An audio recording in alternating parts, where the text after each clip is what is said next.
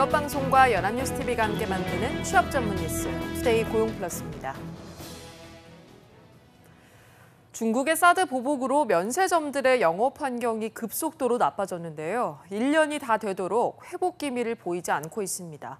엎친 데 덮친 격으로 새 정부 출범 이후 면세점 규제 강화 움직임도 일면서 면세점 업계는 그야말로 울상입니다. 한지희 기자입니다. 중국인 관광객 감소로 고전하고 있는 면세점 업계에 또 다른 악재가 닥쳤습니다. 새 정부 들어 재벌 개혁 기조가 강해지면서 면세 산업의 독과점 구조를 완화해야 한다는 목소리가 커지고 있습니다. 현재 국회에는 면세점 독과점 감점 제도와 관련한 관세법 개정안이 발의된 상태입니다.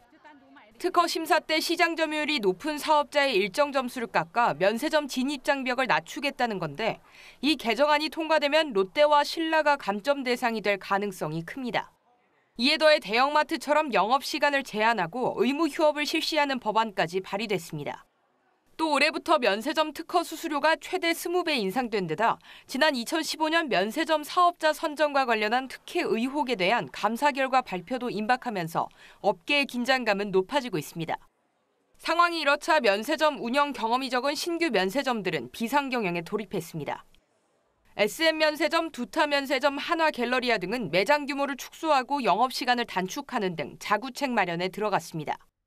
지난해 12월 사업권을 따낸 신규 면세점들의 개장도 줄줄이 연기됐습니다. 한국면세점협회는 최근 관세청에 신세계DF, 현대백화점 면세점, 탑시티 등 신규 사업자 3곳의 개장 연기를 허용해달라고 공식 건의한 것으로 알려졌습니다. 중국인 관광객은 줄고 규제는 강화되면서 면세업계의 생존 경쟁이 격화되고 있습니다. 연합뉴스TV 한지입니다.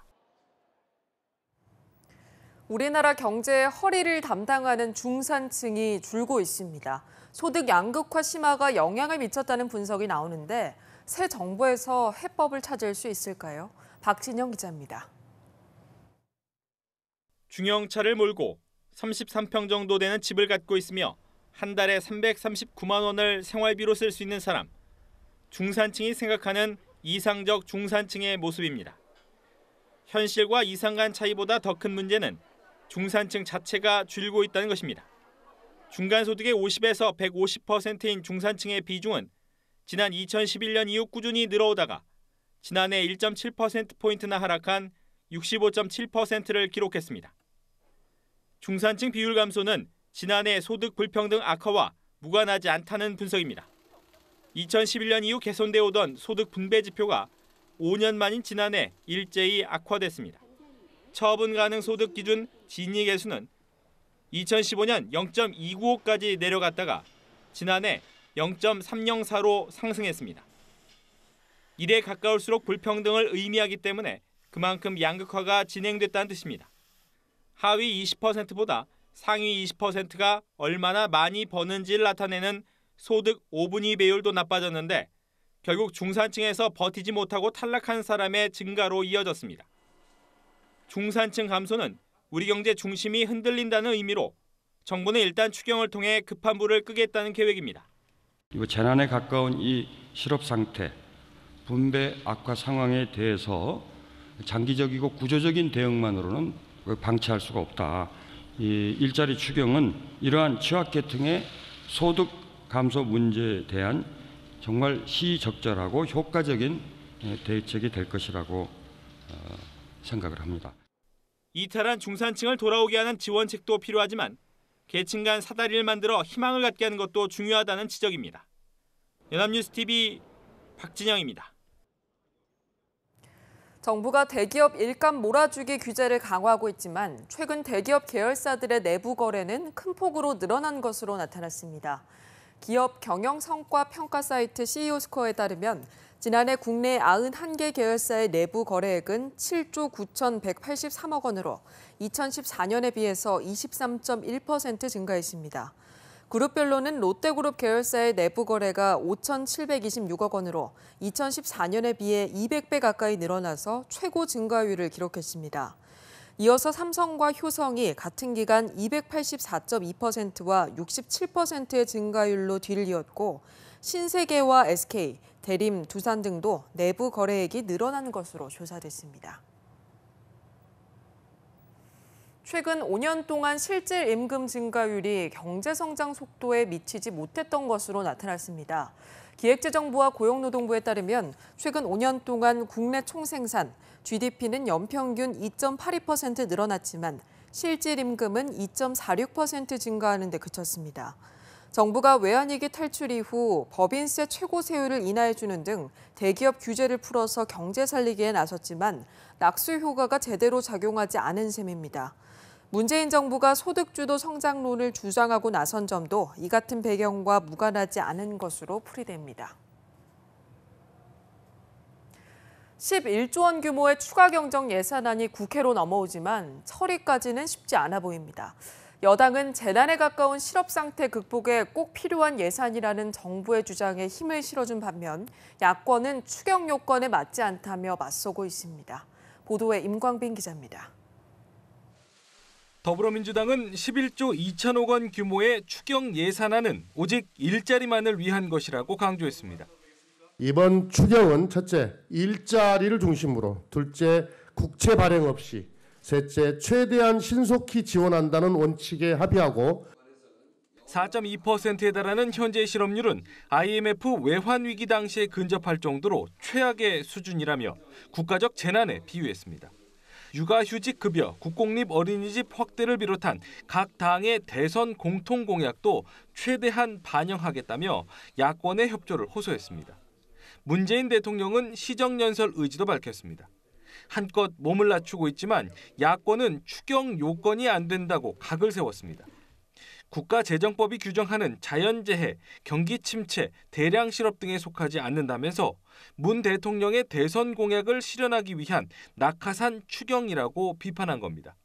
국민 세금으로 공무원 숫자를 늘리겠다는 것은 결코 바람직하지 않으며 저소득층 소득 증대와는 무관하게 공시촌에 몰려가는 청년들만 늘 뿐입니다. 맞물려 돌아가는 인사청문회와 정부 조직 개편 공방도 만만치 않은 부담입니다. 6월 임시국회 마지막 본회의가 열리는 오는 27일까지 접점을 찾을 수 있을지 주목됩니다. 연합뉴스TV 임광빈입니다. 연세의료원이 경기도 용인에 짓담한 동백 세브란스 병원을 재착공했습니다. 오는 2020년까지 병상 755개 규모의 종합병원을 포함한 의료 복합단지로 개발됩니다. 보도에 강창구 기자입니다. 지난 2012년 첫 삽을 떴다가 3년 가까이 공사가 중단됐던 용인 동백 세브란스 병원이 재착공됐습니다. 자금난과 불확실한 의료 환경을 이유로 골조 공사만 마무리한 채 중단됐던 병원 공사가 재개된 겁니다. 연세의료원은 병원만으로는 사업성을 맞출 수 없다며 의료 복합단지로 전환을 추진해왔습니다. 이제 4차 산업혁명하고 AI, ICT 이런 쪽이 이제 하도가 되지 않습니까? 마침 저희가 이제 세브란스 병원에서 이미 그 빅데이터를 중심으로 이런 걸 준비하고 있었기 때문에 경기도와 용인시 연세의료원은 이를 위해 755병상 규모의 종합병원 위에 바이오, 제약, 의료기기 관련 기업과 연구소가 들어서는 의료 복합단지를 조성하기로 했습니다. 기업은 병원 의료진의 전문 지식을 활용해 관련 제품을 개발하고 병원은 이를 다시 임상에 적용하는 선순환 구조가 형성될 것으로 기대됩니다. 이렇게 되면 최소 8,000개 이상의 일자리가 창출될 것으로 예상됩니다. 용인시는 병원 주변 토지를 의료 복합단지로 활용할 수 있도록 산업단지 전환을 추진하고 있습니다. 그동안에는 용적률이 현저하게 떨어졌었는데 앞으로는 용적률이 굉장히 넓어지고 각종 의료 관련 시설들이 대폭 늘어나게 됩니다. 2020년 종합병원을 포함한 의료 복합단지가 문을 열면 의료 서비스 향상은 물론 지역경제 활성화에도 큰 보탬이 될 전망입니다. 연합뉴스TV 강창호입니다. 김동연 부총리 겸 기획재정부 장관 후보자가 청문회 답변서를 통해 앞으로의 경제정책 방향을 밝혔습니다. 일부 비정규직은 필요하고 종교인 과세를 내년부터 시행하겠다고 하는 등 정부의 기존 입장과 다른 목소리를 내서 주목되고 있습니다.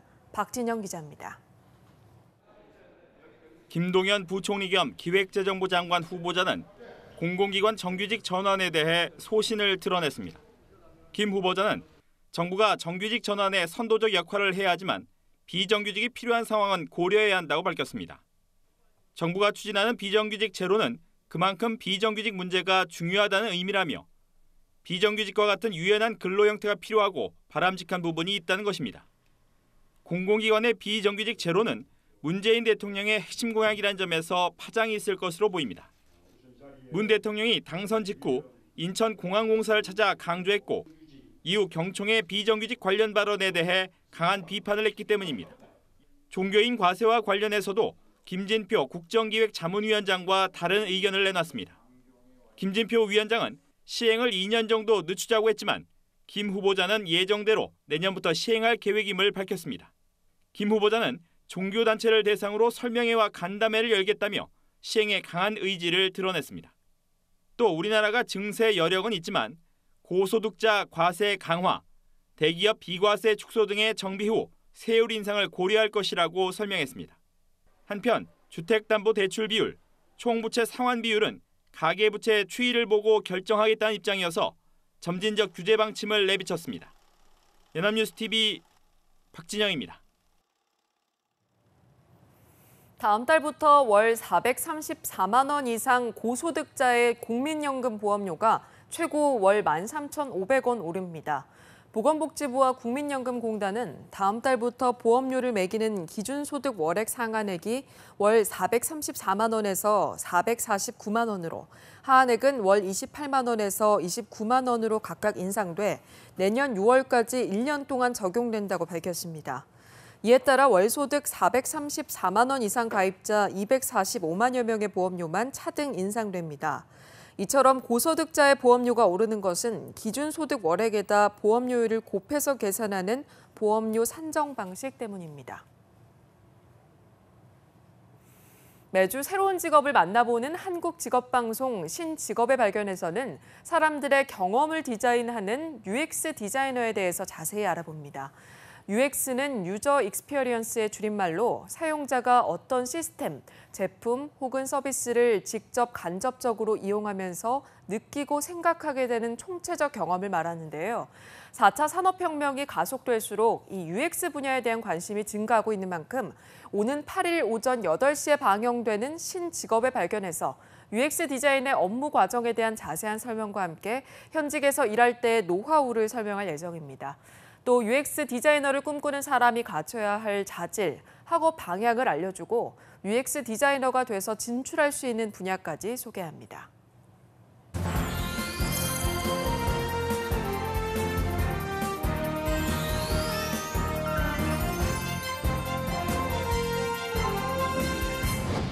사회적으로 핫한 이슈를 키워드로 알아보는 핫키워드 시간입니다. 구본학 캐스터와 함께합니다. 안녕하세요. 안녕하세요. 핫키워드 시간입니다. 세계 2위 규모의 경제대국으로 급성장한 이웃나라 중국. 일본만큼이나 가까이에 위치해 있지만 실제로 중국의 문화나 경제, 또 젊은이들의 현실에 대해서 잘 모르고 있는 경우가 많죠. 그래서 오늘은 중국 20대 청년들의 직업관에 대해 알아보고자 합니다. 네, 중국 청년들의 직업관이라 참 궁금하네요. 한 시대를 같이 살고 있지만 경제 성장 속도의 차이가 있는 만큼 우리와는 조금 다른 직업관을 가지고 있을 것 같기도 합니다. 네, 맞습니다. 그걸 비교하기 위해 주제를 선정한 건데요. 빠른 경제 성장 속도만큼이나 우리나라와의 직업관도 다르겠지만 중국 내에서도 세대별로 직업관에 큰 차이를 보이고 있다고 합니다. 네, 워낙 시기별로 격차가 큰 만큼 그럴 수 있을 것 같습니다. 어떤 차이가 있었나요?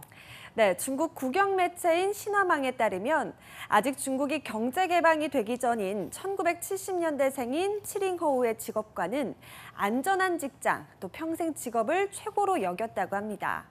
하지만 1979년 중국의 개혁 개방 정책이 본격화된 다음에 직업관이 변하기 시작합니다. 자본주의 경제에 눈을 뜨게 된 1980년대생 바링허우의 경우는 돈만 많이 벌면 되지라는 직업관을 가지게 됐고요. 경제가 급성장하게 된 1990년대생 지링허우들은 내가 발전할 수 있는 직업을 가져야 해라며 무조건 돈을 많이 버는 가치관에서 벗어나서 자기 발전에도 신경을 쓰는 단계로 오게 됐다고 합니다. 네, 그렇군요. 그럼 지금 20대 청년들은 지우링허우에 해당이 되는 건가요? 격변이 심한 만큼 90년대생은 90년대 초반에 태어난 지우링 허우와 95년 이후에 태어난 지우우 허우로 나뉩니다. 지우링 허우가 자기 발전을 원하는 직업관을 가지고 있다면 지우 허우는 재밌는 직업이 어디 없을까라는 식의 자신의 행복을 보장받을 수 있는 직업을 갖기 원한다는 겁니다. 네, 불과 5년 차이지만 직업관이 전혀 달라졌네요. 이유가 있을까요? 네, 있습니다. 이 역사적인 이유부터 따지자면 1980년대생인 바링 허우들이 아직은 가난했던 1980년대 중국과 1990년대 윤택해지기 시작한 생활을 함께 경험을 했다면 지우링 허우들은 태어날 때부터 가장 부유한 시절에 태어나서 비교적 윤택한 삶을 보내왔는데요. 그러다 보니 자본주의와 개인주의 성향을 지니고 있습니다. 그래서 가족과 함께 나눌 수 있는 많은 돈을 벌 수 있는 직업이 아닌 자기가 성장할 수 있는 직업을 선택했던 거죠. 하지만 지우 허우는 약간 다릅니다. 막 20대 초반이 된 지우 허우는 인터넷에 특화된 세대죠. 그래서 SNS와 인터넷 방송을 통해 독창적인 라이프 스타일을 가지게 되었고 자신의 행복에 더 집중하게 된 거라고 합니다. 네, 그렇군요. 지우링 허우 또 지우 허우를 합치면 중국 전체 인구의 약 15.4%를 차지한다고 들었습니다.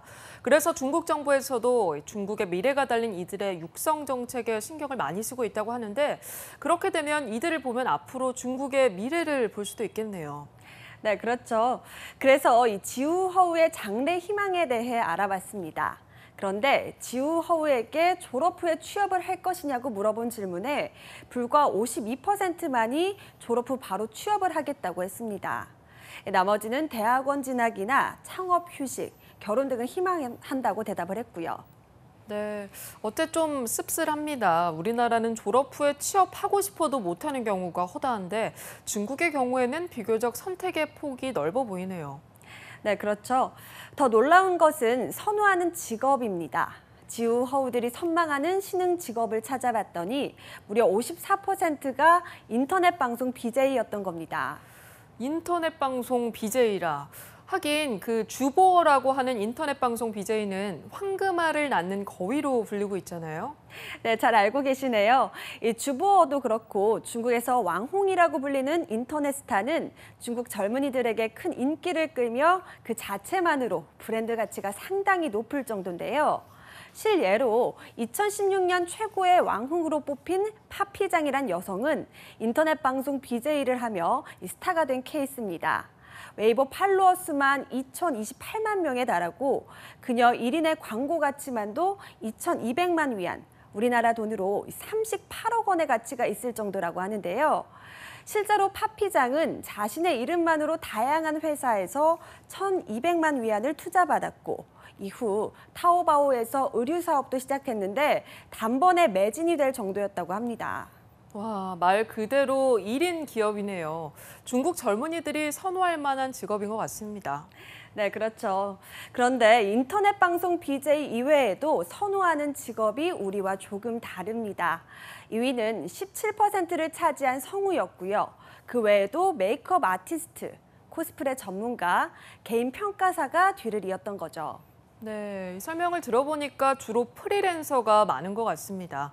또 예술, IT 쪽에서 자유롭게 활동할 수 있는 직업을 선호하는 것 같고요. 네, 그렇습니다. 그래서일까요? 이 기피하는 직업 역시 자유로움과 정반대되는 직업이었습니다. 지우 허우가 가장 기피하는 직업 중 하나는 공무원이었는데요. 그 외에도 서비스 종업원, 행정사무원 등이 기피하는 직업으로 뽑혔다고 합니다.